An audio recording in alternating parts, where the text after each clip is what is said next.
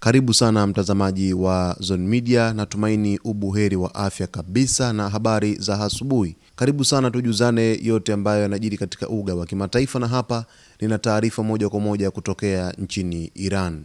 Irani inakabiliwa na kukatika kwa mtandao kote nchini kwa mujibu wa kundi la ufuatiliaji wa mtandao la NetBlocks, hali inayokuja wakati maandamano yakizidi kuongezeka kutokana na mgogoro mkubwa wa kiuchumi. Katika chapisho lake Alhamis, NetBlocks ilisema kukatika huko kunaonekana kufuatia hatua kali za serikali za kudhibiti mawasiliano ya kidijitali, hatua inayozuia wananchi kuwasiliana wakati muhimu.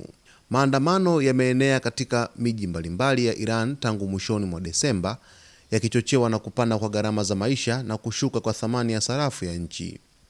Kwa mujibu wa shirika la habari la AFP, takribani watu 21 wameuawa, wakiwemo maafisa wa usalama tangu maandamano yaanze. Akiripoti kutoka Tehran mapema Ijumaa, mwandishi wa Al Jazeera Tauhid Assad alisema maelfu ya watu walijitokeza barabarani katika maeneo mengi ya mji mkuu kuanzia saa 2 usiku.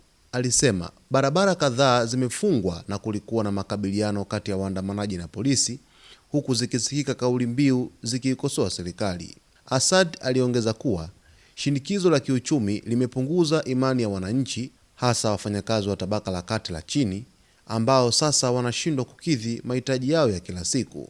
Serikali ya Iran imetoa ujumbe unaokinzana. Rais Masoud Pezeshkian ametaka maandamano yashughulikiwe kwa tahadhari kubwa, lakini kiongozi mkuu Ayatollah Ali Khamenei alisema waandamanaji wanapaswa kuwekwa sawa. Jaji mkuu wa Iran Gholam Hussein Mohsen aliwashutumu waandamanaji kuwa wanafanya kazi kwa niaba ya Marekani na Israel, akisema hawatakuwa na huruma kwa wanaosababisha vurugu. Katibu mkuu wa Umoja wa Mataifa Antonio Guterres ametoa wito wa mamlaka za Iran kuzuia vifo zaidi na kusisitiza haki ya uhuru wa kujieleza, kuandamana kwa amani na kukusanyika. Irani iliwahi kushuhudia maandamano makubwa mwaka 2022 na 2023 baada ya kifo cha Mahsa Amin aliyefariki akiwa mikononi mwa polisi baada ya kukamatwa kwa madai ya kukiuka sheria za mavazi. Katika maandamano ya sasa, makundi ya haki za binadamu yameishutumu serikali kwa kuwakamata waandamanaji waliojeruhiwa hospitalini. Amnesty International ilisema maafisa wa usalama waliingia hospitali na Imam Khomeini mkoani Ilam wakifyatua gesi ya machozi, kuvunja milango na kuwashambulia wagonjwa na wahudumu wa afya. Shirika hilo limetaka vikosi vya usalama kuacha matumizi haramu ya nguvu, kuheshimu hospitali na kuhakikisha waliojeruhiwa wanapata matibabu bila kukamatwa.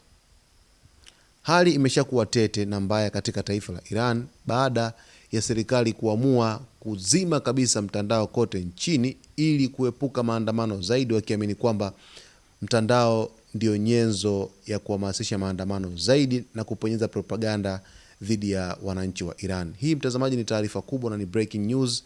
Basi tuko hapa muda wote kwa ajili ya kuweza kukupatia taarifa siku hii ya leo. Basi uwe nasi kuanzia mwanzo mpaka mwisho wa siku hii ya leo ili kuweza kufahamu yote ambayo yanajiri katika uga wa kimataifa. Usisahau kusubscribe, kulike, kucomment pamoja na kushare.